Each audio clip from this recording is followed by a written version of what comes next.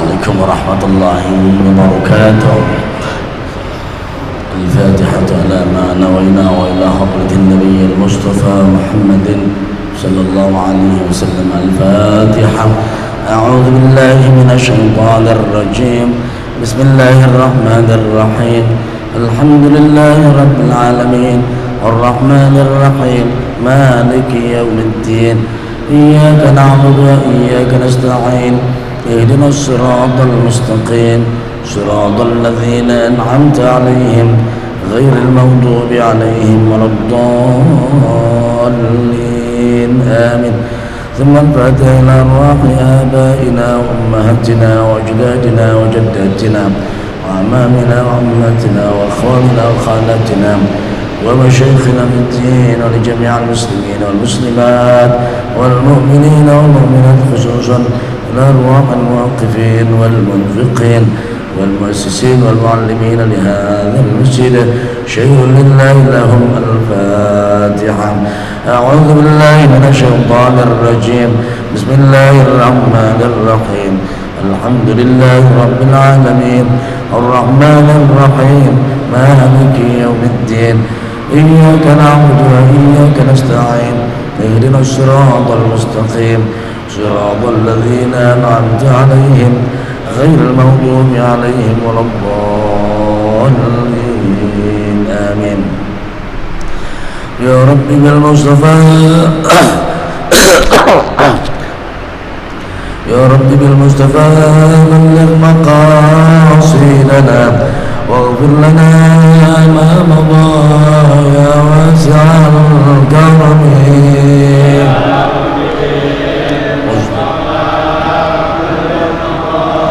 سيدنا واغفر لنا يا واسع يا أكرم الخلق ما لمن ألوذ به سواك عند حلول الحادث العالمين. بلغ مقاصدنا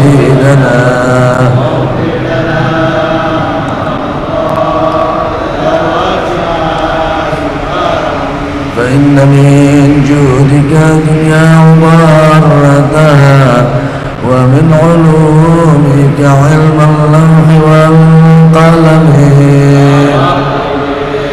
مصطفى بلغ مقاصدنا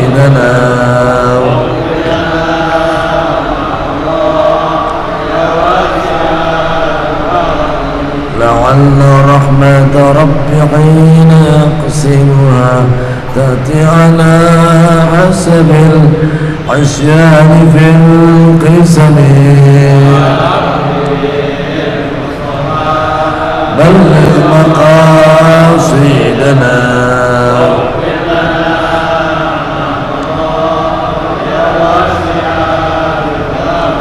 يا رب بالمصطفى بلغ مقاصدنا واغفر لنا ما مضى يا واسع الكرم. بلغ مقاصدنا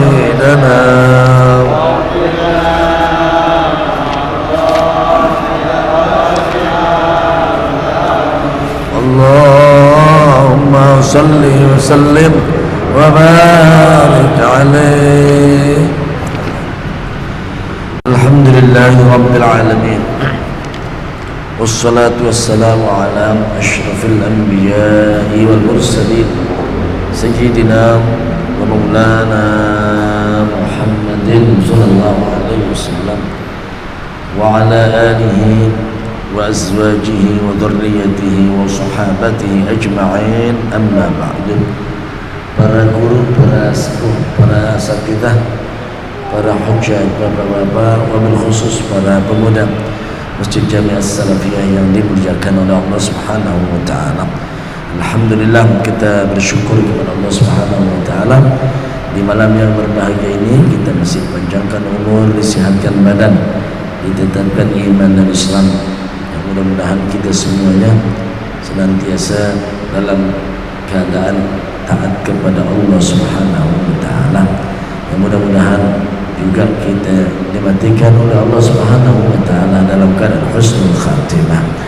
Salawat dan salam tidak lupa kita sanjungkan kepada junjungan kita Nabi besar Muhammad sallallahu alaihi wasallam, yang mudah-mudahan kita senantiasa bersalawat kepada beliau, mengamalkan ajaran, tuntunan dan akhlak Nabi kita Muhammad sallallahu alaihi wasallam. Hadirin yang dimuliakan oleh Allah Subhanahu wa taala, pada pertemuan kita terakhir kita telah menuntaskan tentang hak tetangga, di mana berkenaan kita hidup pasti bertetangga. Maka hadis yang diturunkan oleh Al-Imam Nawawi rahimahullah, di mana Nabi bersabda, mazala Jibril yusini bil jar, ngasih wasiat kepada saya tentang tetangga. Artinya jaga hubungan kepada tetangga dengan sungguh-sungguh. Karena emang tetangga macam-macam bentuknya, maka kita terhadap tetangga harus berlaku lebih lentur dan lebih baik. Dan itu sudah kita bahas sampai yang terakhir adalah khairul ashab indallah, sebaik-baik sahabat di sisi Allah, khairuhum li sahibihi, orang yang paling baik terhadap sahabat. Wa khairul jiran, sebaik-baik tetangga indallah, kacamata Allah, sebaik-baik tetangga dalam pandangan Allah adalah khairuhum lijarihi, yaitulah orang yang paling baik terhadap tetangganya. Malam ini kita akan bahas bab yang baru, yaitulah bakti kepada kedua orang tua dan silatul babu birril walidaini wa silatul arhami, bab bakti kepada kedua orang tua dan menyambungkan tali silaturahim. Ini bab juga bagian dari hal yang sangat penting, kepada sesuatu hal yang menjadi syarat utama masuknya kita ke dalam surga, yang merupakan juga syarat untuk bisa mencapai keberkahan ini.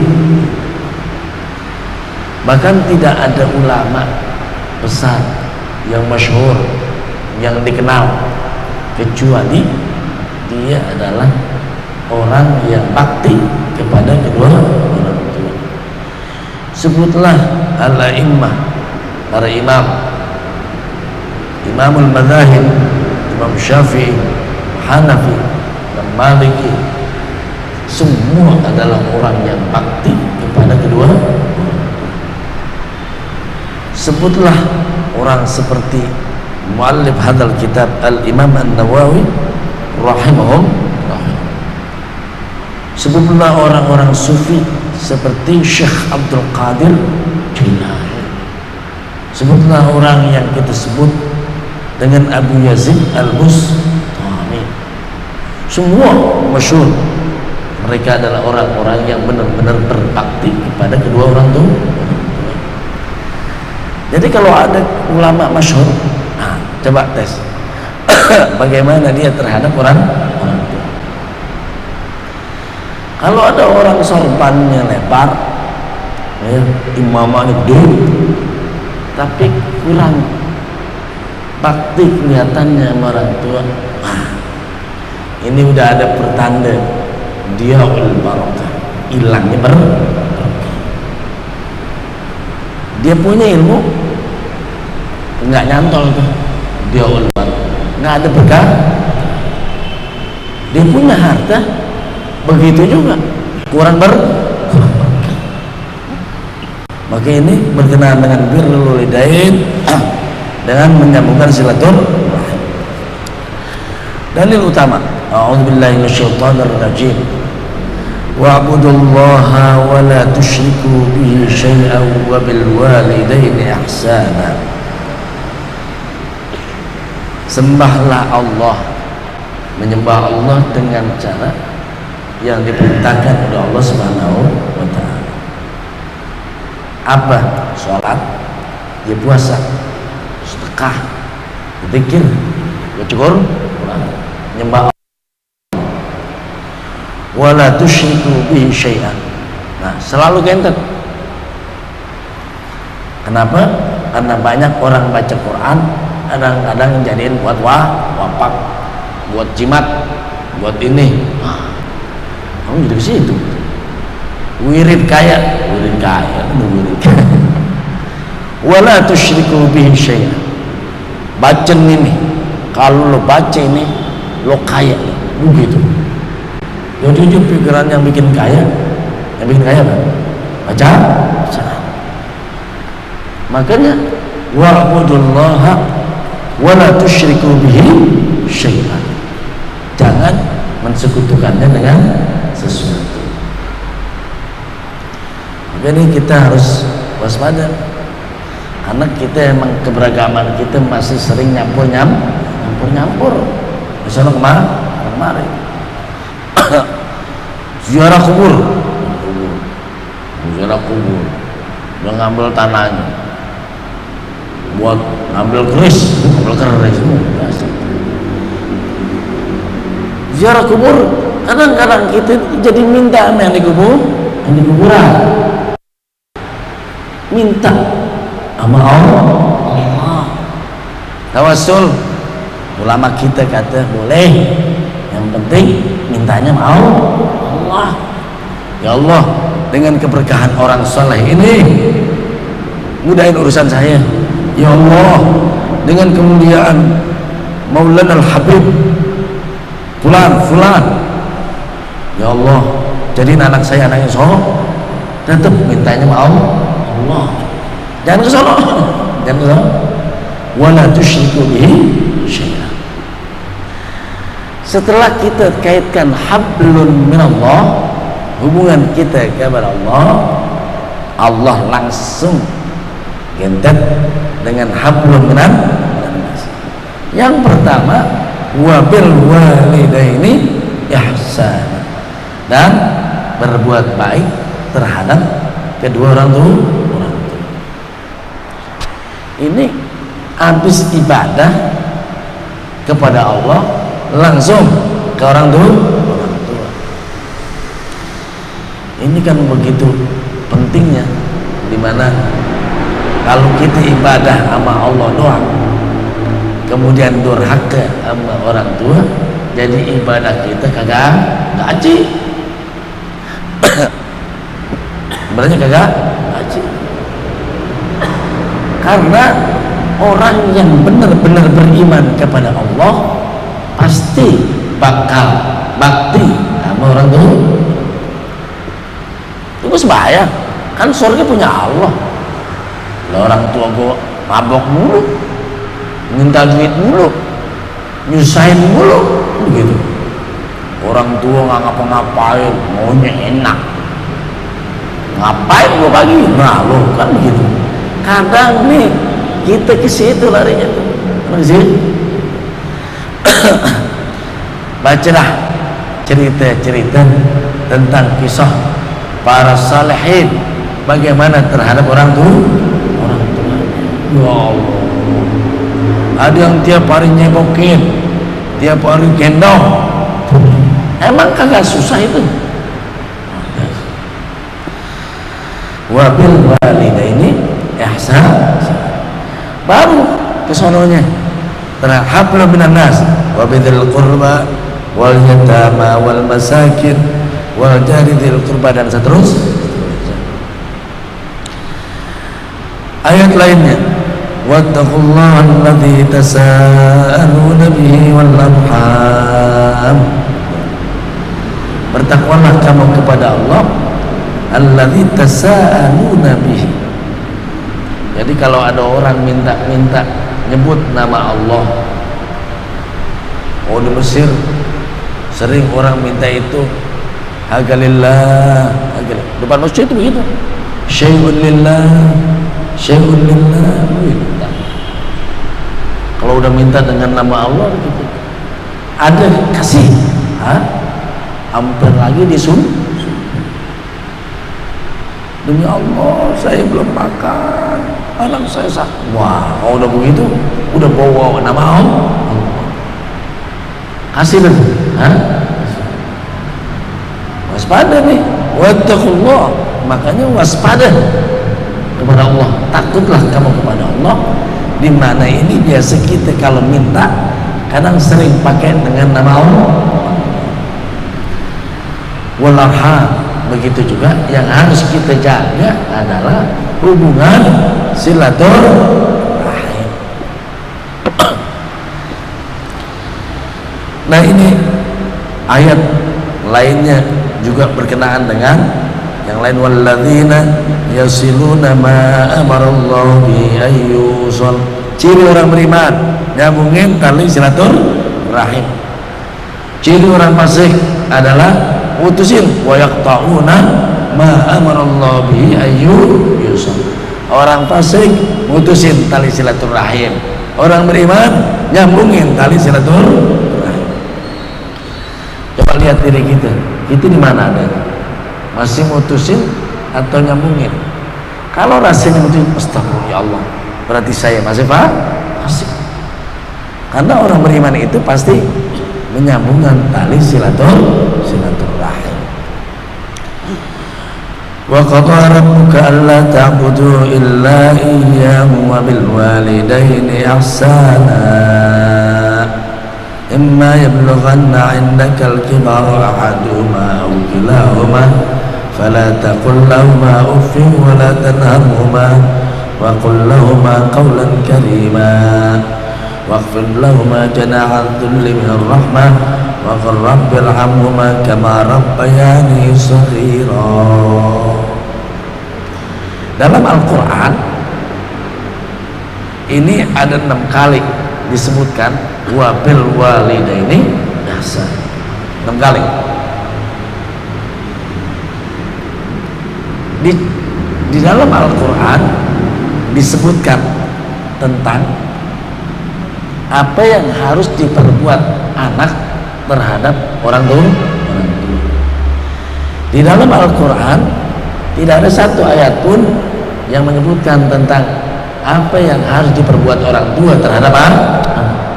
Tapi ya apa yang harus diperbuat anak terhadap orang tua disebutkan dalam Quran. Minimalnya ihsan, wa bil walidaini ihsan.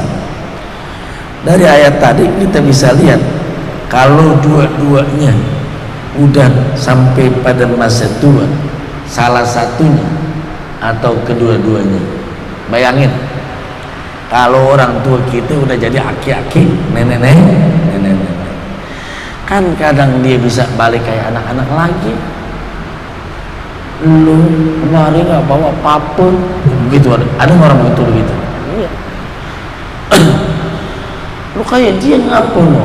Orang tuanya diberangkatin umroh haji, lalu orang tua ada begitu. Kalau udah aki-aki nenek-nenek, emang kadang-kadang udah kagak masuk akal lah. Kita anak kadang dikerjain jahit. Ini maka ayatnya kalau dua-duanya nih atau salah satunya udah masuk marhalat tua, hampir lagi rentan. Ingat, fala taqul lahumā uffin, itu anak. Jangan bilang wala tanharhumā, jangan bentak. Pamalik lagi. Kan emang ngomong bolak-balik. Ini kan lihat nih ya. Jangan bilang jangan bentak. Berkatalah kepada qaulan karimah, perkataan yang mulia. Kalau di Jawa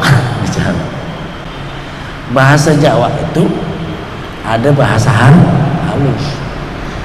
Tutur kata kita sama teman beda dengan orang tua. Kalau kita orang Betawi sama aja kayaknya, sama. Sampai itu diatur cara ngomongnya. Ya. Karena ini sini ada kaulan kali perkataannya. Sebenarnya berkenaan dengan ini bebas-bebas aja bahasanya. 3. Kemudian waqfid lauma janahadzulli minar rahmah.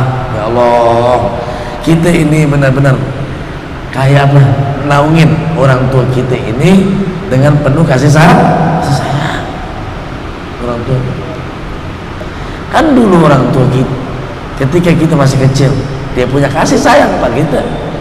Allah nggak kayak suruh tuh, nggak pernah suruh sama anak kudu sayang, nggak ada dalam Quran begitu.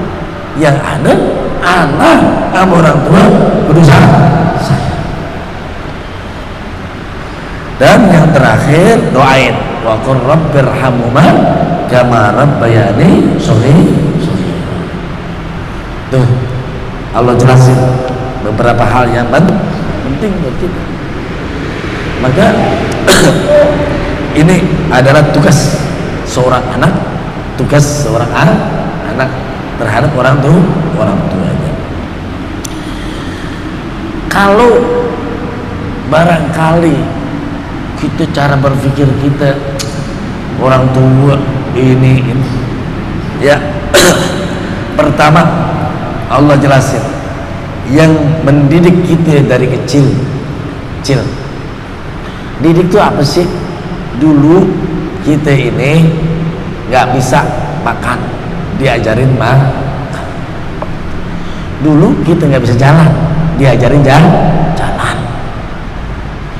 Dulu kita nggak bisa ngapa-ngapain, diajarin itu. Rabbayani shaghira. Satu. Yang kedua, lihat kalau orang tua kita dia nih yang hamilin, yang ngandung berapa? 9 bulan. Wahnan alawah wahnan. Seminggu, sebulan, 2 bulan, 3 bulan. Makin lama bikin kan gede, makin lama bikin berat, makin lama bikin ribet. Ini kata wahnan ala biar kita mikirnya apa? Lah kita kan tambahin lagi lagu dulu sekolah BSD doang, gak disekolahin lagi kayak orang-orang, adanya begitu. Itu bukan urusan. Yang jelas yang ngelahirin orang tua. Kalau orang tua gua masih kecil, dulu gua tinggal kabur, dikawin lagi sama orang. Enggak ada urusan. Yang jelas yang ngelahirin ini jelas. Jadi jangan sampai nanti itu menjadi sebuah alasan. Nah, dia masih kecil, gua masih kecil aja kagak diurusin. Gua ngapain ngurusin dia? Bukan alasan. Maka yang Allah singgung di sini masalah kelahiran, masalah gemina masih kan kecilnya.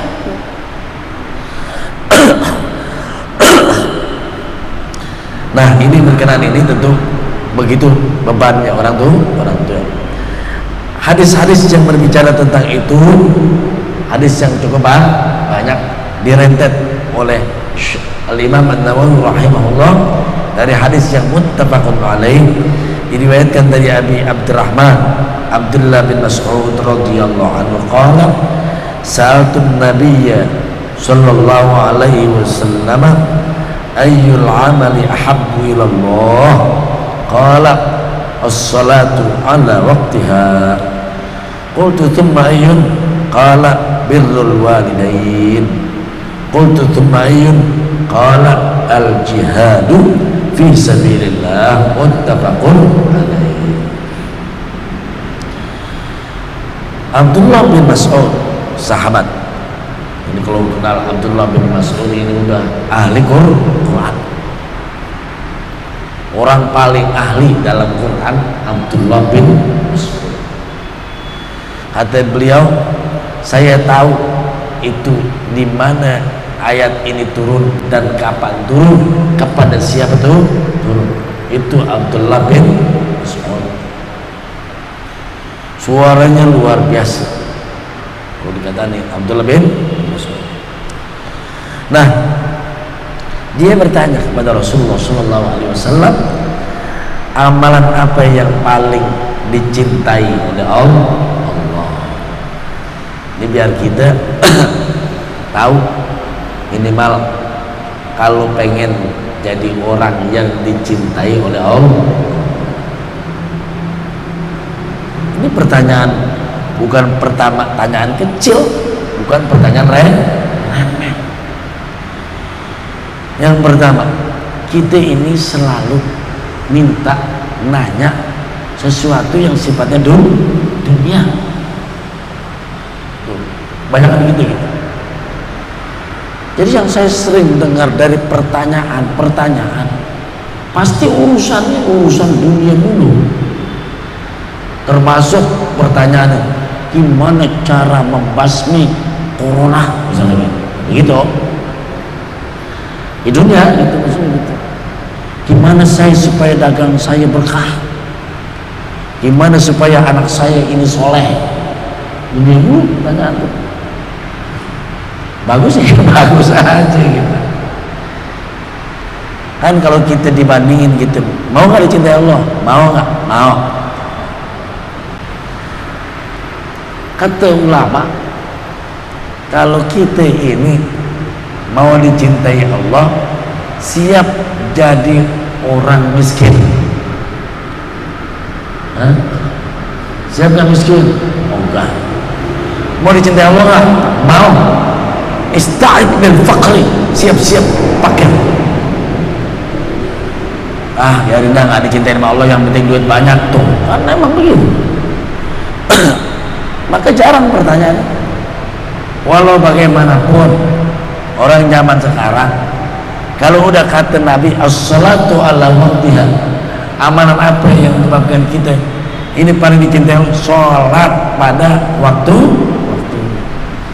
Pasti kita dalam posisi ini, kalau lagi dagang tanggung, kalau lagi ngantor tanggung, kalau lagi urusan tanggung.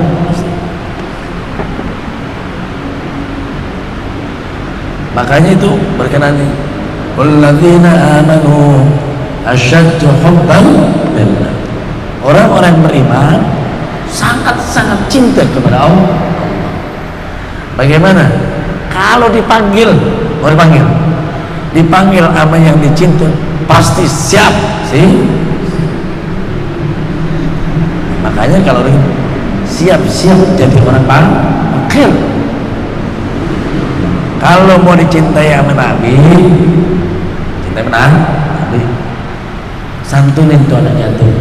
Itu kalau orang kaya kagak nyantunin yatim, nyantunin terus kafir yatim, gue piara tuh 2, bajunya, jajannya, hariannya, kayak anak kita sendiri, itu kafir namanya.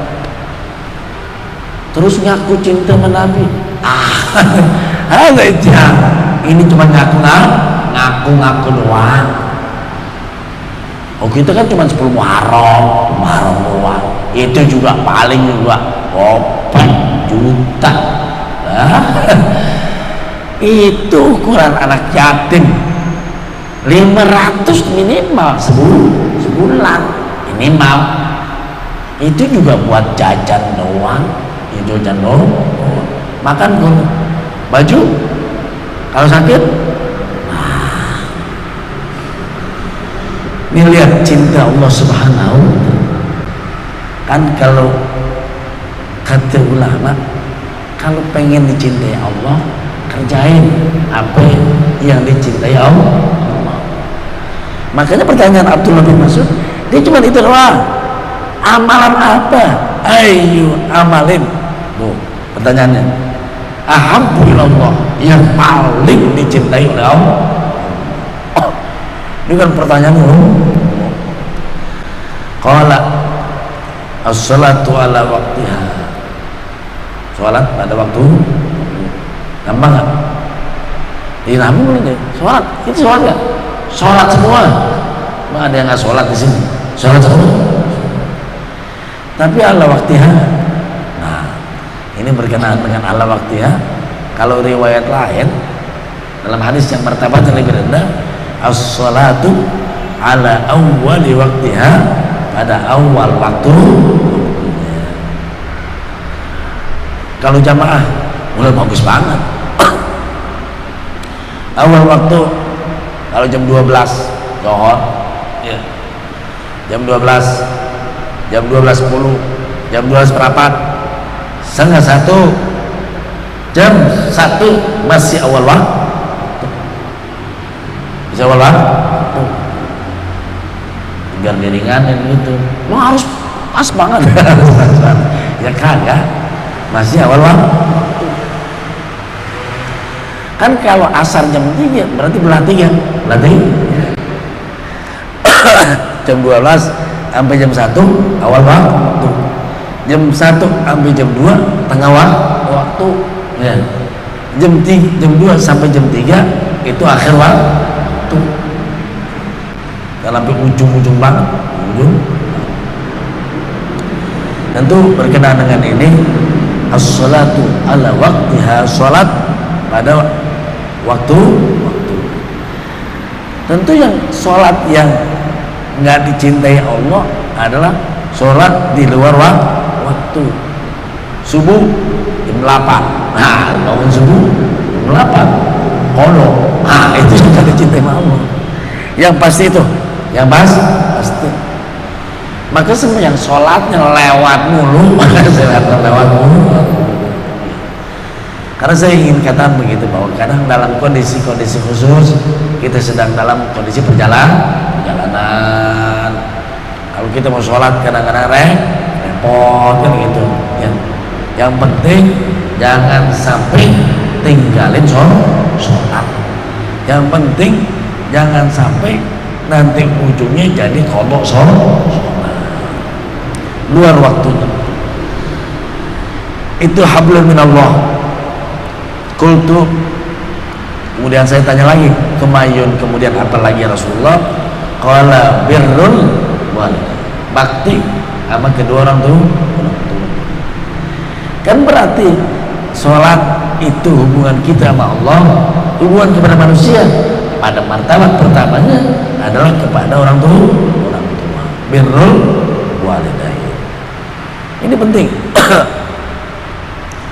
Ada seorang sahabat muda datang pada Rasulullah Shallallahu Alaihi Wasallam. Muda, ya Rasulullah, saya ingin ikut engkau berperang.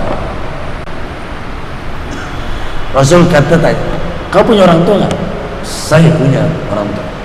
Fajahid lahuma, kau berjuang buat keduanya. Suruh pulang. Jadi dia mau ikut perang bersama Rasul. Rasul tanya, kau punya orang tua nggak? Punya. Pulang. Berjuang kau buat kedua. Ini sesuatu hal yang luar biasa, di mana birrul walidain adalah termasuk kerjaan yang paling dicintai. Sampai kalimatnya ridallah fi ridal walidain. Ridhonya Allah ada sama ridho orang tua. Ada yang nanya sama saya, emang kalau ridhonya Allah kelihatannya? Kata saya kelihatan. Kelihatan nggak? Kelihatan. Bagaimana tuh kelihatannya? Ini orang diridhoi sama Allah nih, gitu. Lihat tuh, bikin tuh ridho orang tua. Ketika orang tua kita ridho sama kita, ya Allah, itu Allah ridho sama kita. Benar nggak kira-kira? Iya. Makanya apa? Yang orang tua demen jeruk, beliin jeruk. Mangga, beliin mangga. Apanya dia mau? Kalau perlu yang wah, nggak bisa pergi haji nih, Mbak. Ayah punya duitnya, ayah hajiin. Abah udah daftar, saya daftar dulu haji. Gua nggak, wah, ya Allah, luar biasa begitu. Rumahnya rombeng, hujan dulu, banjir dulu. Ya Allah, bagaimana ini supaya kita diam-diam gitu nyicil tuh rumah gitu. Lain Pak, Bu, pindah sini. Juga enggak? Gimana? Ya, gitu. Cari ketika dia redha. Nah, itulah ridhonya Allah Subhanahu wa taala. Maka ini dijelaskan oleh Nabi, gampang banget kan? Pertama, sholat pada waktunya. Dua, birrul.